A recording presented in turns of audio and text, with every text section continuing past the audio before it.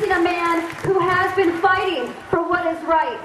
Ladies and gentlemen, he is a brilliant lawyer, a brilliant former Solicitor General for our state of Texas. He has fought for you all the way to the U.S. Supreme Court, ladies and gentlemen, where he won. Let me introduce for you Ted Cruz, someone you're going to hear a lot more from in the future. Ted Cruz, ladies and gentlemen. Thank you so much, Jessica. Let me begin by congratulating everyone here. I spent this afternoon doing internet research on Google, and I discovered that the men and women in this crowd, the men and women who have come here today, comprise what is in fact the only organization in America that has neither asked for nor received a federal government bailout.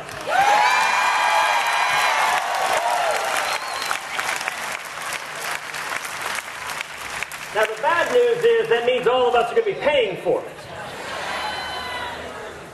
We are involved today in an epic battle. A battle that has gone on for centuries. A battle between freedom and tyranny. A battle between individual liberty, individual responsibility, and socialism from Washington. And all of us need to be very clear, what we are facing today coming from Washington, D.C. is nothing less than socialism.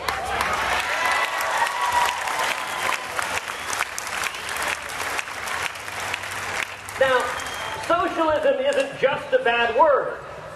It's actually a way of structuring an economy. If you look at Europe, Europe has had socialism for years.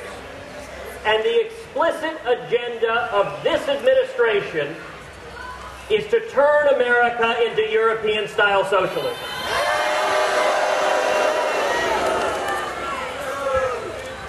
I'm blessed to have a one-year-old daughter at home. President Obama's budget that he has proposed means that in the next 10 years, government spending for every household in America will go up to $32,000 a year. Your family, $32,000 a year. How do you tell your one-year-old daughter, sweetheart, we just spent 32 grand a year for all eternity? There have been 43 presidents of the United States in 220 years. 43 presidents managed to put us into debt $5.8 trillion. President Obama, 4 months into office, has proposed a budget that would take the debt of 43 presidents and double it in 5 years.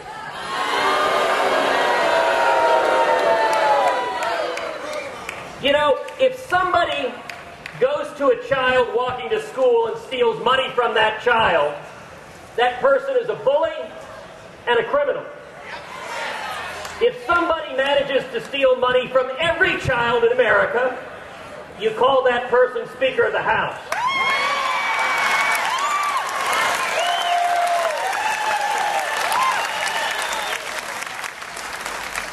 My hero my entire life has been my dad. My dad came to this country in 1957 from Cuba. He was fighting in the Cuban Revolution, and he saw another charismatic leader come to power. Another charismatic leader who promised to redistribute the wealth. Another powerful speaker, and the consequence, socialism doesn't work. When I was a child, my dad used to ask me, he said, when I faced oppression in Cuba, I had a country to flee to. I had America to flee to.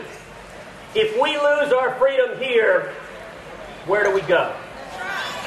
And the answer, I'll tell you, is standing right here today. In the 1970s, it took Jimmy Carter to give us Ronald Reagan.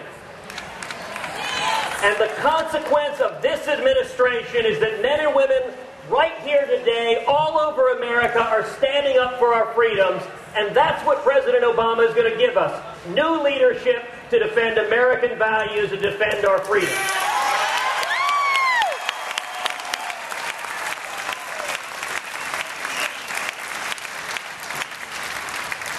I want to end with the words of Thomas Jefferson that should be spoken to all of us. If citizens fear their government, there is tyranny.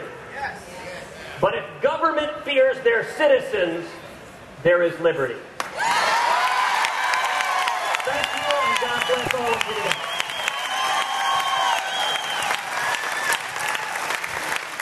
Thank you very much, Ted.